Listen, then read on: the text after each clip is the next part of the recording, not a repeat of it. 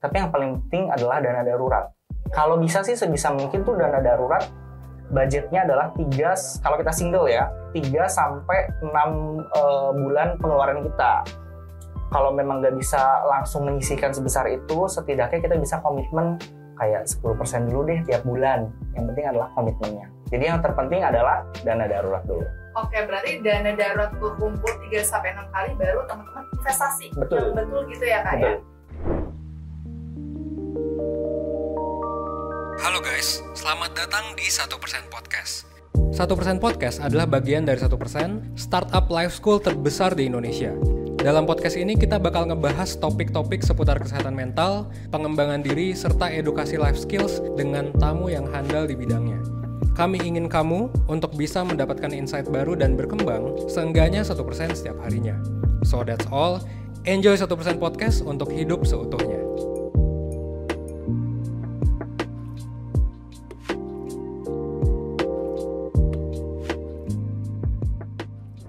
Semuanya, selamat datang di podcast 1%. 1% merupakan media edukasi life skill yang mengajarkan ilmu-ilmu penting yang belum diajarkan di sekolah. Perkenalkan, aku Yolanda, dan kali ini kita lagi ada kolaborasi bareng dengan Blue by BCA Digital untuk membahas hal-hal seputar finansial. Aku juga mau nyampein ini ke teman-teman, jadi Blue by BCA Digital itu merupakan aplikasi yang bisa mempermudah teman-teman dalam menabung, karena banyak banget loh fiturnya. Ada Blue Saving, Blue Invest, dan juga Blue Deposit. Dan untuk tema kali ini kita akan membahas mengenai gimana sih caranya mengatur gaji di bawah 10 juta teman-teman. Dan aku juga udah bareng-bareng dengan narasumber kita kali ini di Zona Blue GBK ya teman-teman ya. Di hari Sabtu nih ya, masih pada semangat banget nih. Ada Kak Andre dan juga ada Kak William. Hai. Halo. Halo, mungkin Kak William gimana hari ini kabarnya Kak? Luar biasa banget, seger banget karena minggu depan gajian dan abis olahraga nih di GBK terus mampir ke Zona Blue GBK. Oke, kalau Kak Andre gimana kabarnya? Luar biasa baik juga, minggu depan ada gajian ya. Happy ya? Happy banget ya, banget. kamu gajian ya teman-teman ya. Tadi kan aku sempat mention nih kayak hari ini tuh kita akan ngobrol-ngobrol santai ya mengenai gimana caranya memanage gaji di bawah 10 juta. Mungkin dari Kak William dulu nih ya. Boleh nggak sih dikasih tahu sekarang kegiatannya tuh ngapain Kak? Aku tuh salah satu tim markom di BCA Digital, jadi memang mostly ngurusin event dan juga di sosmed lah gitu. Oke. Nah kalau misalkan untuk Kak Anda gimana kegiatannya Kak? Sama pekerja swasta juga, udah kerja dari 2018. Oke, udah cukup lumayan lama ya. Kalau Kak Andre ini tuh alumni dari Blue Academy loh teman-teman. Yes. Boleh nggak sih di-spill Kak batch berapa dan kira-kira ngapain aja nih selama di Blue Academy Kak? Nah, aku tuh dari Blue BCA Academy, itu di angkatan batch 5. Dan di sana itu banyak banget yang kita pelajari. Misalnya dari kita bagaimana mengelola keuangan, kemudian kita belajar investasi juga sama ahlinya.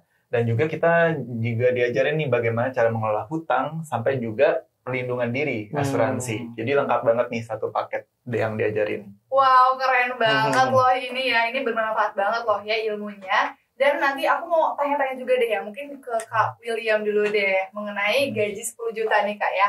Kira-kira Kak, harusnya mungkin ya, orang-orang butuh waktu berapa lama sih Kak untuk mencapai 10 juta gitu gajinya? Menurut aku sih ini beda-beda ya, karena gimana pengalaman, gimana mulainya juga, startnya kan orang-orang beda-beda. Dan yang paling penting adalah sebenarnya bukan dari gajinya, tapi gimana cara kita memanage gaji tersebut, berapapun gajinya sebenarnya. Jadi gimana caranya kita manage gaji, walaupun gajinya besar, kalau kita nggak bisa manage juga kan sama aja bohong. Betul banget. Aku nih punya pengalaman juga nih Kak, waktu aku barusan lulus, mungkin ya, namanya barusan lulus kan, aduh ngeliat uang gitu ya, kayak pengennya self reward, healing, ngopi-ngopi cantik gitu ya, kalau bisa tiap weekend keluar gitu. Akhirnya waktu ngelihat tabungan kok nol, terus dana darurat juga kok nol juga ya, kayak nggak punya juga gitu ya. Ini kalau pengalaman aku. Nah kalau Kak Andre ada pengalaman yang sama nggak nih Kak? Kurang lebih juga sama ya. Waktu ketika aku masuk pertama kali kerja, dapat bonus atau gaji, itu kan suatu yang excited banget ya. Di sisi lain kita juga masih ada kebutuhan untuk nabung, biaya darurat, asuransi. Tapi tuh kita juga ingin banget nih belanja. Terus beli sepatu lah, traveling, healing.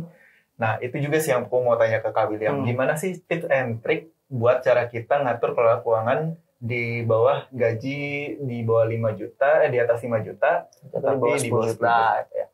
Kan banyak orang tuh mikirnya, apalagi kalau di Jakarta nih ya, wah gaji tuh harus 2 digit gitu ya. Menurut aku tuh itu karena lifestyle aja sih gimana orang-orang.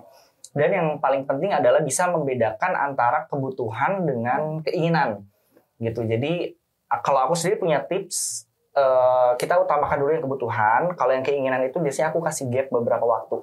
Kalau ternyata udah nggak kepikiran, berarti kayaknya itu bukan kebutuhan, cuma pengen doang. Jadi daripada ngabisin uang, dan kita uangnya simpen dulu buat yang lain, kita penuhin dulu kebutuhan kita. Gitu. Oke, jadi harus tahu dulu kebutuhannya habisnya berapa ya kayak mungkin ya. Baru nanti teman-teman bisa untuk gimana cara ngatur saving dan juga lain-lainnya. Mungkin Kak, sekarang kan banyak banget yang kayak saranin ya, 50% buat A, 30% buat happy-happy kayak gitu. Mungkin kalau dari Kak William, ada nggak sih yang bisa dikasih tahu ke teman-teman presentasinya Kak? Nah, ini aku pelajari juga di Blue Academy gitu ya, bahwa setiap orang tuh kan punya cara mengelola uangnya masing-masing. Kalau aku pribadi tuh, aku punya rules 50, 30, 20. 50-nya itu kebutuhan, 30-nya itu keinginan, 20%-nya baru itu untuk tabungan atau savings. Dan biasanya si 50% itu yang kebutuhan aku langsung pisahin di Blue Saving. Karena untuk uang makan, aku pernah mengalami namanya pengabdi tanggal tua gitu ya. Jadi kalau awal bulan begitu gajian, makannya all you can eat. Begitu pas sudah akhir bulan, wah makannya mie instan gitu. Untuk menghindari itu jadinya aku udah mulai pisahin tuh. Di Blue Saving aku bisa pisahin dari uang makan minggu pertama, minggu kedua, minggu ketiga, minggu keempat. Jadi setiap minggu itu uang makannya sama, dan aku pisahin juga untuk uang bayar kosan, kemudian untuk uang transport, uang ngopi, uang healing juga aku pisahin di situ sesuai presentasi yang tadi. Oke, berarti budgeting plan ya Kak ya? Betul, penting banget. banget. Nah kalau Kak Andre mungkin ada problem nggak sih mengenai budgeting plan gitu? Dan kan udah cukup lama juga ya, dari 2018 loh kerjanya ya. Mungkin kapan sadarnya nih Kak ya, kalau misalkan penting banget sih ngebudgetin gitu. Ya, itu benar banget sih waktu awal masuk kerja ya sebenarnya. Dimana kita sangat excited buat healing. Dan di pertama kali kita menerima uang, tapi kita bingung cara kelolanya. Tapi di sini nggak perlu khawatir, di Blue Academy kita juga diajarkan sih. Salah satunya lewat produk Blue BCA Digital, bahwa ada yang namanya Blue Saving ya. Kita bisa ngelola keuangan kita, gaji kita sisihkan, bisa buat 20 pocket ya. Dan itu kita bisa atur tuh, ini mau buat healing, ini mau buat beli sepatu, ini buat ngopi. Jadi udah ada pos-posnya sendiri nih. Betul. Oke, ini ternyata membantu banget loh Kak William ya, ya. Blue Saving ini ya. Dan aku mau kasih info dulu mungkin ya ke teman-teman ya, kalau misalnya kalian belum download, bisa download juga ya. Betul. Karena sangat mempermudah juga. Dan aku mau nanya juga nih mengenai investasi Kak. Tadi kan kita udah jelasin juga ya dari Kak William pocket-pocketsnya itu gimana presentasinya. Mengenai investasi nih, kapan sih Kak sebenarnya startnya dengan gaji aku yang kurang dari 10 juta ini Kak? Sebenarnya satu hal yang banyak orang-orang tuh salah persepsi gitu ya. Mungkin orang-orang tuh mikirnya, wah karena takut FOMO nih, jadi investasi aja deh, apalagi ada kripto, ada saham, dan lain-lain. Menurut aku, investasi itu dimulai dengan ketika kita siap dan kita udah tahu, dan menggunakan budget atau uangnya itu, kalau istilah aku ya, uang dingin. Jadi jangan uang panas. Uang panas tuh kayak uang makan sehari-hari atau uang transport, itu tuh jangan. Jadi kalau bisa pakai uang dingin yang memang kita sudah sisihkan, dan kalau bisa lagi malah uang investasi itu dipakai dari passive income harusnya gitu. Tapi kalaupun nggak bisa nih, kita bisa mulai sisihin aja dikit-dikit. Dan menurut aku investasi itu, kalau buat teman-teman yang baru join juga nih, cobain investasi dengan low risk. Jadi yang resikonya yang paling rendah. Salah satunya adalah ada Blue Deposit gitu. Deposito itu adalah salah satu bentuk instrumen investasi yang paling rendah resikonya, dan kalau di Blue Deposit bisa mulai deposito mulai dari 1 juta aja. Oke, berarti benar-benar bisa banget ya teman-teman gunain. Kalau Blue Deposit ini gimana sih Kak caranya gitu ya, mungkin kalau misalkan teman-teman yang belum tahu nih. Nah, Blue Deposit itu bisa teman-teman langsung buka aja nanti di halaman utamanya Blue. Nanti ada pilihan deposito, Blue Deposit, nanti langsung bisa bikin pocket. Dan lebih enaknya lagi tuh bisa kita sesuaikan dengan kepengen kita tuh namanya. Misalkan liburan ke Bali gitu ya. Jadi kita bisa termotivasi nih, oh deposito kita liburan ke Bali buat dilihat juga tuh. Dan ada progress bar-nya juga. Jadi kita bisa ngelihat deposito kita itu berapa sih return-nya. Oke, jadi dari returnnya juga ya Kak Betul. ya? Oke, berarti ini bermanfaat banget. Kalau misalkan teman-teman yang masih susah nabung sih, menurut aku langsung download aja ya Kak ya, dan langsung gunain aja. Nah, kalau misalkan dari Kak Andre, kapan sih Kak mulai berinvestasinya? Yang pasti pas awal kerja juga itu udah mulai disisihkan ya.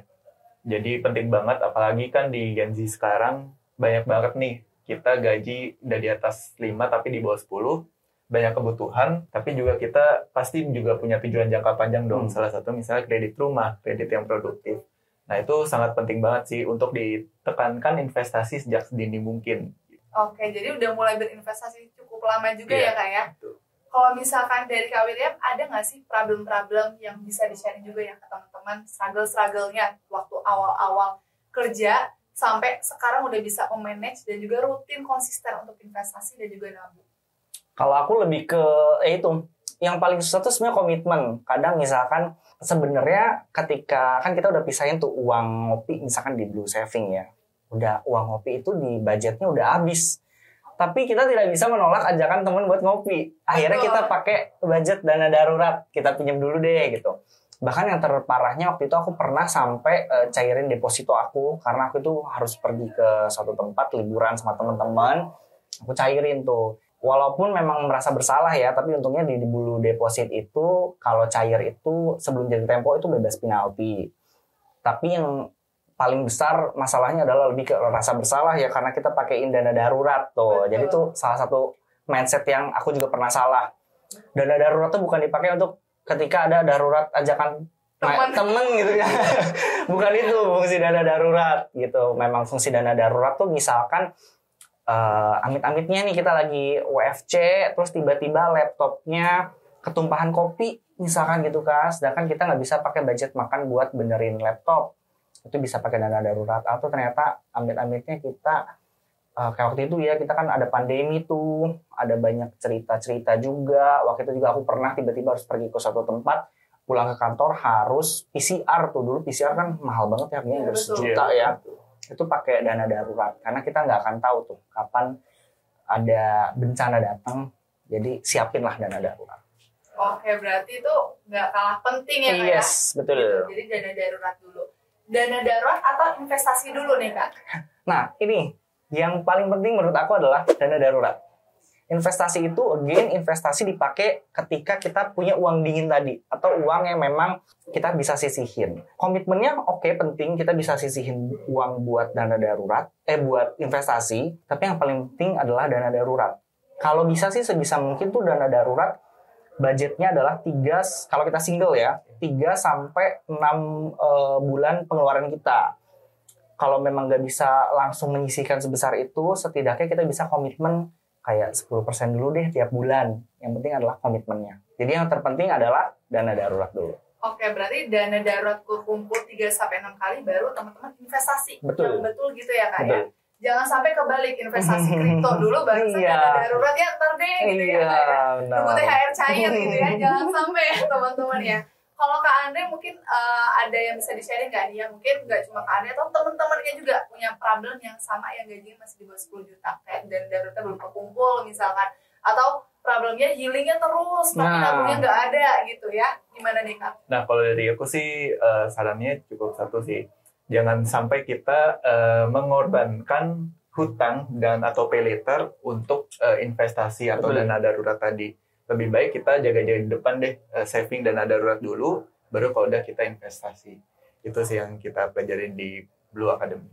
Berarti di Blue Academy ini juga belajar tentang pay later, bahayanya, resikonya juga ya? Jangan sampai kita berutang, apalagi itu utangnya utang konsumtif ya, yang buat nggak menunjang produktif kita gitu untuk aktivitas selanjutnya atau tujuan kita selanjutnya. Oke, ini menarik banget loh, konsumtif versus dengan produktif nih. Aku mau balik tanya sama Kak William, bedanya ini apa Kak sebenarnya? Nah sebenarnya kalau menurut aku hutang produktif adalah hutang yang memang ada hasilnya nih. Contoh misalkan teman-teman adalah seorang content creator. Kayaknya perlu deh, misalkan iPhone 15 Pro Max gitu ya dengan kamera yang bagus. Nyicil deh, tapi karena memang return atau hasil dari kontennya itu bagus dan memang menunjang untuk teman-teman bikin konten, menurut aku itu fine-fine aja. Atau teman-teman adalah seorang fotografer. Kayaknya teman-teman perlu deh nyicil kamera untuk bisa jadi fotografer handal. Itulah salah satu bentuk hutang produktif.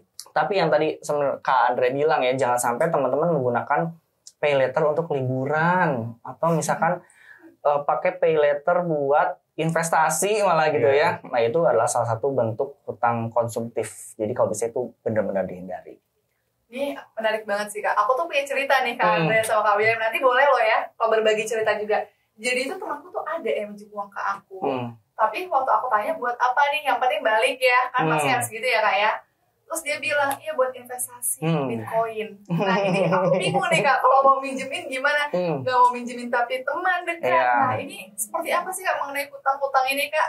Nah kalau bisa sih dihindari banget ya. Apalagi itu yang tadi dibilang Kak Andre, hutang kita pakai untuk investasi, apalagi investasi Bitcoin kan salah satu bentuk instrumen investasi yang resikonya cukup tinggi ya, beda sama deposito tuh gitu kan. Jadi kalau ternyata nanti gak dibalikin atau ternyata rendah gitu ya, atau tiba-tiba rugi, bisa jadi stres kan, ngeri juga gitu. Menurut aku sih bener-bener enggak deh. Menurut Kak Andre gimana nih? Sama sih, kalau di Blue Academy juga diajarkan ya, kalau kita mau pinjemin uang ke teman, lebih baik kita assessment dulu nih, tujuannya untuk apa sih, baik atau enggak sih, dan itu benar atau enggak sih tujuannya. Kalau memang dari awal udah salah, lebih baik kita enggak bantu dulu nih, bukannya gimana gitu. Serem juga ya nanti ya. Malah nanti kita yang buntung daripada kita nyampein orang tapi kita yang buntung. Iya benar. Ini aku kok jadi kayak menarik banget ya sama Blue Academy nih Kak William sama Kak Andre, karena ternyata deep itu ya penjelasannya, sampai hutang aja itu dijelasin dan juga diajarin gitu. Nah kalau misalkan dari Kak Andre sama Kak William punya ini nggak sih mungkin yang bisa di-sharing juga ya dari Kak Andre dulu mengenai hutang-hutang, pernah ada problem juga nggak nih Kak? Dan gimana cara mengatasinya? Sebenarnya kalau hutang balik lagi ke tadi ya, jangan sampai kita terjerumus hutang untuk hal-hal yang konsumtif. Kemudian lebih baik sebisa mungkin dihindari hutang-hutang yang di semua hutang lah, kita nggak ada hutang. Kemudian kartu kredit juga ya, itu juga hal yang udah otomatis kita punya nih. Pasti setiap pribadi punya budget kartu kredit untuk dana darurat juga mungkin, atau mungkin healing. Nah itu juga perlu hati-hati sih. Perlu pos-pos budgeting itu ditekankan sih dari awal. Untuk masalah puji Tuhan aku sih nggak ada. Oke, aman ya berarti Kak. Tuh. Cuman awal-awal kerja aja untuk masalah budgeting aja, antara investasi dana darurat itu yang awal-awal sulit. Oke, wow ini keren banget ya, aman berarti ya Kak ya. Dan kalau dari Kak William mungkin yang bisa di-sharing ke teman-teman? Aku tuh biasanya punya dua hutang. Yang pertama adalah kartu kredit dan yang kedua adalah kredit motor. Kenapa aku punya yang pertama adalah kredit motor? Karena aku memutuskan untuk memilih ngekos yang agak jauh dari kantor, tapi dengan budget yang lebih rendah, dengan fasilitas kosan yang lebih oke. Karena kan kantor aku tuh di Jakarta Pusat ya, rata-rata kosan di situ 3-4 juta. Kosan aku agak di kepinggir sedikit, tapi 1,7, tapi lebih enak tuh fasilitasnya. Jadi tidurnya lebih enak, lingkungannya lebih enak. That's why aku memilih untuk kredit motor aja deh gitu, karena satu, transportasi kemana-mana jadinya lebih irit kalau menurut aku. Lebih irit dibanding dengan kita transportasi online, itu satu. Jadi aku ada kredit motor. Yang kedua adalah kartu kredit. Kartu kredit ini biasanya aku pakai untuk membership gym atau mungkin healing di kosan, kayak misalnya untuk langganan streaming online gitu ya, streaming lagu juga itu pakai kartu kredit. Dan aku make sure bahwa dua kredit ini, which is motor dan kartu kredit, itu tidak boleh melebihi dari 30% gaji aku. Itu sih tips dari aku adalah. Dan yang kedua tipsnya adalah kalau bisa untuk hutang itu sudah dibudget dari awal. Karena tiap bulan tuh aku udah perhitungan tuh, aku punya sheet sendiri untuk gajian dan untuk hutang itu udah masuk di dalam perhitungan tersebut. Gitu. Oke, wow ini berarti poin pentingnya tidak boleh lebih dari 30% ya Kak ya. Untuk teman-teman yang mungkin punya pengen menyicil sesuatu, jangan sampai lebih dari 30% budget ataupun juga penghasilan teman-teman ya. Betul ya Kak ya. Oke, nah Kak William, aku juga mau tanya lagi nih ya, kan ada juga nih orang yang sampai berhemat banget, bener-bener yang apa sih istilahnya yang frugal living gitu ya. frugal living gitu ya. Lagi itu banget ya. Betul. Yang penting tabungannya banyak kayak gitu. Nah, apakah itu juga salah satu memanage keuangan yang salah mungkin atau seperti apa Kak? Buat aku personal itu aku tidak bisa ngejudge apakah itu salah atau benar. Kalau ternyata bagi mereka itu merasa nyaman dan aman dengan punya tabungan yang cukup besar gitu ya. Tapi kalau makannya misalkan seadanya, ya mereka oke. Tapi kalau aku pribadi, aku anak kosan ya gitu, anak kosan. Jadi aku udah mulai misahin tuh pokoknya karena aku tahu, aku pernah ada di fase tanggal tua dan aku nggak mau lagi jadi pengabdi tanggal tua. Jadi kalau aku sih pasti pisahin uang makan per minggu. Jadi aku pribadi sih tidak mengorbankan uang makan. Aku pribadi tidak mengorbankan uang makan. Tapi balik lagi ke pribadinya masing-masing sih. Kalau memang mereka, karena kan ada ya orang-orang yang merasa bahwa oke deh nggak masalah kalau kita hanya makan dengan tahu tempe tapi tabungan kita puluhan juta. Misalkan gitu kan. Jadi balik lagi ke personalnya masing-masing. Gitu sih. Oke, ini betul banget. Kalau dari Kak Andre gimana nih Kak? Sama fenomena ini ya, mungkin kan lagi viral banget nih. Sama sih, yang diajarkan Blue Academy juga sama. Frugal living itu adalah konsep hidup untuk menghemat banget ya. Itu juga ditekankan sebenarnya nggak masalah juga sih bagi setiap individu yang mau menjalankannya. Karena itu suatu tujuan yang positif juga kan, menyisihkan uang. Tapi di sisi lain kita juga perlu perhatikan, jangan sampai kita hemat-hemat, tapi kita juga sendiri membuat diri kita susah gitu kan ya. Betul. Sampai sakit akhirnya tabungannya Iya. udah Itu jangan sampai ujung-ujungnya sakit dan ujung-ujungnya juga menghabiskan duit dana darurat sendiri gitu. Jangan sampai frugal living-nya juga salah gitu ya. Oke, nah ini menarik banget ya teman-teman. Berarti memang harus di-plan semuanya dari awal ya Kak ya. Betul. Budgeting itu plan semuanya dari awal. Dan mungkin sebelum aku mau nanya lagi nih Kak, dari buat teman-teman yang barusan banget lulus, kira-kira apa aja sih yang harus teman-teman itu lakuin cara memanage keuangannya, investasi dan juga dana darurat ini harus seperti apa? Tipsnya adalah jangan kemakan gengsi. Nah ini nih, lifestyle. Aku tuh dari Bandung dulu ya teman-teman. Aku dari Bandung, kemudian aku pindah ke Jakarta.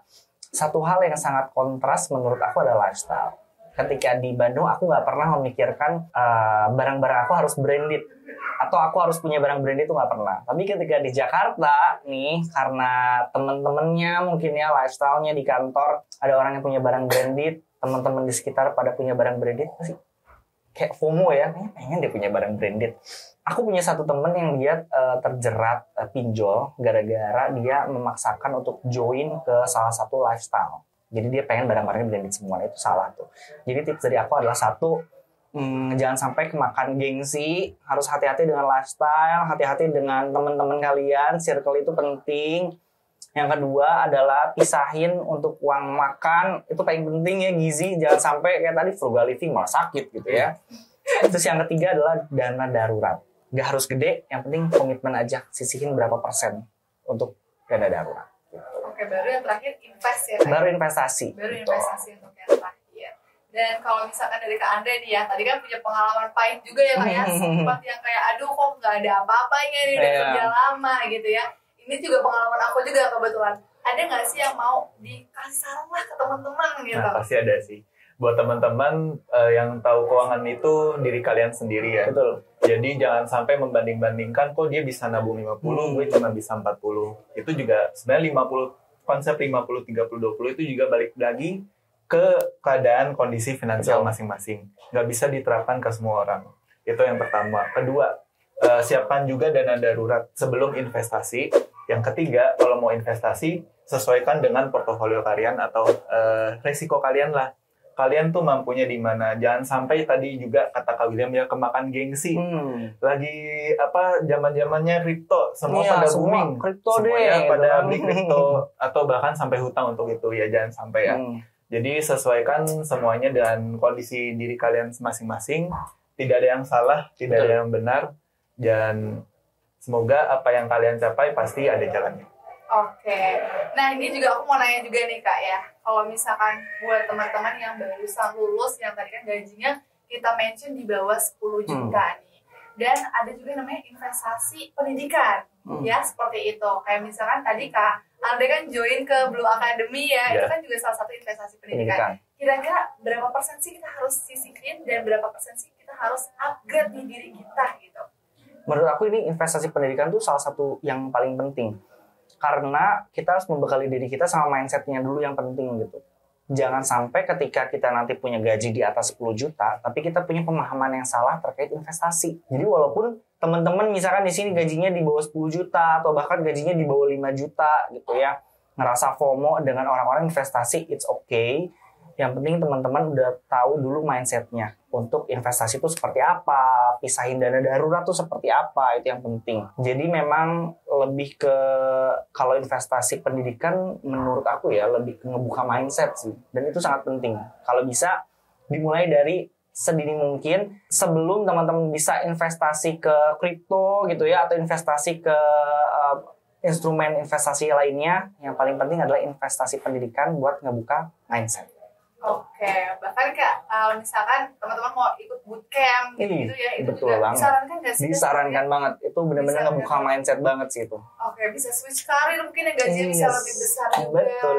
Bisa menambah pemasukan dan tabungan juga. Yes. Nah, kalau dari Kak William, kira-kira apakah teman-teman nih ya yang nonton ini ya, yang gajinya kurang dari 10 juta, kira-kira haruskah setiap bulannya menabung untuk misalkan mereka join bootcamp ataupun juga webinar-webinar yang bisa mengimprove mereka juga? Menurut aku tergantung dulu ya. Kalian pertama yang tadi tetap kebutuhan itu nomor satu, baru keinginan. Dan kalau bisa cari investasi pendidikan yang gratis. Itu kan banyak banget ya, di YouTube banyak, 1% juga ada. Salah satunya adalah ikutan Blue Academy nih. Betul. Karena kan gratis kan. Betul. Jadi daripada kita menyisihkan uang untuk yang berbayar, kita cari aja deh investasi pendidikan yang gratis, salah satunya lewat Blue Academy tadi. Oke, berarti ini salah satu yang bisa jadi optional juga ya buat teman-teman yang mau upgrade dirinya. Siapa tahu nanti ini gajinya bisa naik juga karena udah belajar finansial di Blue Academy. Nah, Kak Andre ini kan alumni nih ya. Gimana Blue nih? Academy. Gimana nih Kak step-step awalnya, apply-nya gitu tuh gimana sih Kak? Itu gampang banget, pasti di akun IG-nya juga ada kan ya. Setiap batch itu pasti ditawarkan, dipromosikan. Kalian juga nggak perlu khawatir bagi kalian yang sambil kerja atau mungkin mahasiswa yang sambil kuliah atau misalnya masih sekolah. Karena di sini sistem akademinya sendiri atau pembelajarannya itu adalah online. Jadi kita nggak perlu khawatir takut ketinggalan, dan juga ada kuliah WhatsApp-nya ya. Oke, berarti Dan itu benar-benar gratis. Gratis ya. Biaya. 100% Kak? Betul. Dari 100%. awal sampai akhir? Dan ditambah lagi diberikan oleh pemandu yang profesional. Jadi bukan yang abal-abal. Oh, mantap banget nih. Wow, makasih dulu ya Kak William. Kayak makasih nih ya. Keren banget tuh. Kak dong ajakin teman-teman untuk join Blue Academy. Boleh. Bagi teman-teman yang mau tahu lebih lanjut atau mau pelajari lebih lanjut tentang kondisi keuangan finansial atau misal mau belajar investasi, bagaimana mengelola keuangan hutang juga. Nah, boleh banget nih untuk masuk atau ikutan kelas Blue Academy batch angkatan selanjutnya. Karena di sini kamu nggak bakal rugi, kamu pasti benar-benar dapat ilmu yang benar-benar membantu kamu, menunjang kamu buat kondisi kesehatan keuangan kamu. Oke, keren banget loh. Nih Kak, sebelum kita tutup nih ya, aku mau nanya terakhir banget buat Kak William. Kasih tips and triknya Kak buat teman-teman untuk yang gajinya 10 juta. Kalau teman-teman gajinya di bawah 10 juta, aku kasih tips-tips yang benar-benar praktikal aja ya. Pertama, satu itu jangan kebawa gengsi, jangan kebawa lifestyle. Pilih teman-teman yang membangun, ikutan aktivitas-aktivitas yang membangun. Contohnya seperti Blue Academy nih ya, gratis, yang bisa ngebukain mindset teman-teman. Yang ketiga adalah bisa mengatur prioritas antara kebutuhan dan keinginan. Sisihin dana darurat, itu nggak perlu langsung sekaligus besar. Yang penting adalah komitmen, walaupun kayak cuma 5% dari gaji kalian pun it's okay. Yang penting kalian udah punya satu pocket sendiri di Blue Saving gitu ya untuk dana darurat, untuk bisa membangun habit kalian untuk menabung dana darurat. Dan yang kelima adalah kalau memang pengen investasi, pilih investasi yang low risk atau dengan risiko rendah. Dan kalau bisa, investasi itu tidak menggunakan uang panas, pakai uang dingin. Dan kalau bisa banget nih, cari passive income supaya bisa dimasukin ke investasi. Pakainya Blue Deposit. Oke, wow, thank you buat Kak Andre dan juga Kak William. Benar-benar seru banget ya untuk hari ini teman-teman. Dan aku mau kasih kesimpulan dulu ya ke teman-teman semuanya Kak. Jadi untuk hari ini podcastnya bagi teman-teman yang gajinya 10 juta, di bawah 10 juta jangan minder ya teman-teman ya. Terus upgrade diri teman-teman dan juga belajar yang namanya budget. Betul. Ya teman-teman ya, budget plan di awal, sisihkan, dan juga jangan lupa untuk konsisten. Step by step pasti teman-teman bisa banget untuk konsisten membangun habits nabung dan juga investasi, dan jangan lupa juga dana darurat itu yang paling utama, baru teman-teman investasi. Thank you Kak William, Kak Terima Andre. kasih. Terima kasih banyak. Aku mau ingetin lagi buat teman-teman semuanya yang belum download Blue by BCA Digital, jangan lupa untuk langsung download. Kenapa sih Kak harus download? Manfaatnya itu banyak banget.